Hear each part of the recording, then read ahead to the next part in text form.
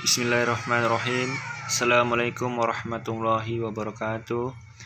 Innal hamdalillah nahmaduhu wa nasta'inuhu wa nastaghfir wa na'udzu billahi min syururi anfusina wa min sayyiati a'malina.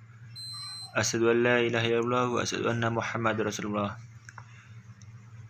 Hadirin adik-adik yang dimuliakan Allah Subhanahu wa taala, baiklah kita masih bisa bertemu lagi dalam mata pelajaran akidah yang pada saat ini sudah memasuki bab keempat tentang hidup mulia dengan menghormati orang tua.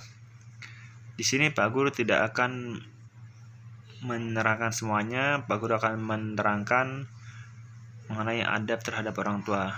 Yang pertama yaitu memahami adab terhadap orang tua.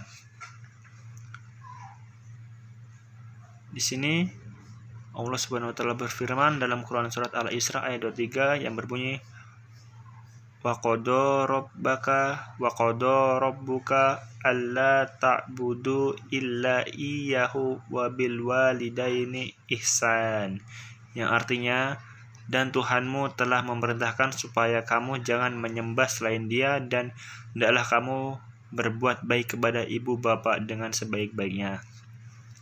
Jadi dalam Quran surat Al-Isra ayat 23 di sini sudah jelas bahwa Allah itu melarang atau Allah telah memerintahkan kepada kita untuk menyembahnya atau menyembah Allah, dan hendaklah kita berbuat baik atau berbakti kepada kedua orang tua dengan sebaik-baiknya. Selanjutnya yaitu adab, beberapa hal yang ditegaskan pada ayat di atas, yaitu maksud ayat di atas yaitu tadi ayat Quran surat Al-Isra ayat 23. Di sini ada 3 poin. Yang pertama, agar manusia tidak menyembah atau beribadah kepada Tuhan selain Allah. Jadi, dalam pembahasan Quran surat Al-Isra ayat 23 tadi ada 3 poin. Yang pertama membahas tentang Allah melarang kita menyembah atau meminta pertolongan selain kepadanya. Yang poin kedua, agar manusia berbuat baik kepada ibu dan bapak. Jadi, dalam Quran surat Al-Isra ayat 23 tadi juga membahas tentang agar kita berbuat baik kepada ibu dan bapak. Selanjutnya yang ketiga, nikmat yang diterima manusia paling banyak datangnya dari Allah. Kemudian nikmat yang diterima dari orang tua. Jadi nikmat ini yang diperoleh manusia datangnya dari dua sisi. Yang pertama dari Allah dan dari orang tua.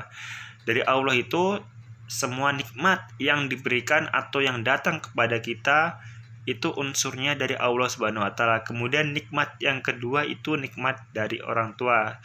Contohnya nikmat dari Allah yaitu nikmat berupa rezeki, kesehatan, dan lain sebagainya. Sedangkan nikmat dari orang tua yaitu contohnya nikmat kasih sayang dari orang tua dan lain sebagainya. Selanjutnya yaitu adab terhadap orang tua. Berbakti kepada orang tua merupakan kewajiban bagi setiap anak. Betapa mulianya perintah berbakti kepada orang tua. Ada beberapa sebab mengapa Allah Subhanahu wa taala memerintahkan kepada manusia agar berbuat baik kepada kedua orang tua. Jadi, adab terhadap orang tua yaitu ada beberapa sebab sehingga Allah memerintahkan kita berbakti kepada orang tua. Yang pertama, orang tua telah berkorban demi anaknya tanpa memperdulikan apa balasan yang akan diterimanya.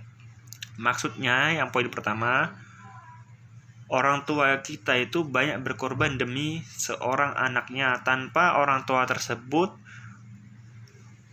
menilai atau mengharap imbalan dari anak tersebut. Contohnya, orang tua sudah membesarkan kita susah payah dari kecil, dari nol, dari kita belum bisa jalan hingga kita bisa berlari, dan hingga kita sukses. Orang tua tidak mengharapkan imbalan sedikit pun dari anaknya. Betapa mulianya orang tua kita tersebut. Selanjutnya, kasih sayang orang tua tiada taranya karena beliau tidak mengenal lelah dan letih. Jadi kasih sayang seorang orang tua itu tiada taranya atau tidak ada bandingannya, karena beliau tidak mengenal lelah dan letih, tidak peduli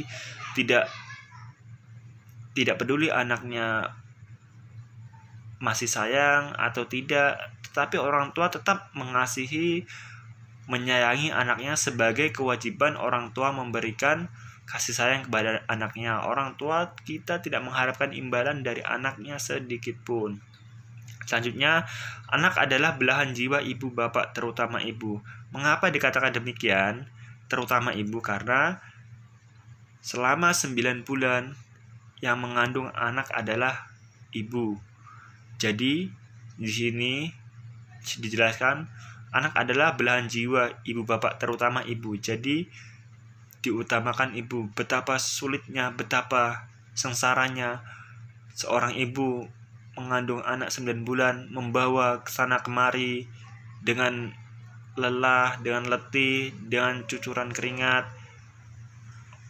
Namun seorang ibu tidak meminta balasan sedikit pun dari anaknya. Maka ridho Allah adalah ridho orang tua. Jadi apabila kita melawan atau durhaka kepada orang tua, maka Allah sama aja kita durhaka kepada Allah Subhanahu wa taala. Selanjutnya, cara berbakti kepada orang tua di sini dibagi jadi 7 macam. Yang pertama, tunduk dan patuh. Yang kedua, dilarang berkata kasar. Tunduk dan patuh adalah kita tunduk kepada orang tua dan patuh. Yang kedua, dilarang berbuat kasar. Jadi kita tidak boleh berbuat kasar atau berkata kasar pun sedikit kepada orang tua. Yang ketiga, berbuat baik. Berbuat baik itu berbuat baik kepada orang tua, yaitu seluruhnya berbuat baik tanpa menyakiti hati orang tua. Yang keempat, berusaha menyenangkan orang tua. Jadi kita sebagai anak berusaha semaksimal mungkin untuk menyenangkan hatinya orang tua. Kita dilarang durhaka kepada orang tua, terutama ibu bapak. Jadi sudah dijelaskan atau sudah saya katakan, ridho Allah adalah ridho orang tua. Jadi kalau kita durhaka kepada ibu bapak atau orang tua, maka kita otomatis durhaka kepada Allah Subhanahu wa taala. Bersikap santun ini seperti contohnya ada orang tua jalan atau di depan kita sebagai anak atau anak muda ataupun dan lain sebagainya, nggak boleh menyalip atau nggak boleh mendahului orang tua, ataupun boleh mendahului asalkan dengan tata cara yang sopan, yang permisi dan lain sebagainya. Selanjutnya, senantiasa mendoakan ini mendoakan seutuhnya kepada orang tua. Jadi kita mendoakan kebaikan kepada orang tua supaya dilapangkan rezekinya. Sedangkan kalau orang tua kita sudah meninggal, kita wajib mendoakan orang tua. Sekian pemaparan singkat dari Pak Guru, kurang lebihnya mohon maaf. Billahi taufiq wal hidayah. Assalamualaikum warahmatullahi wabarakatuh.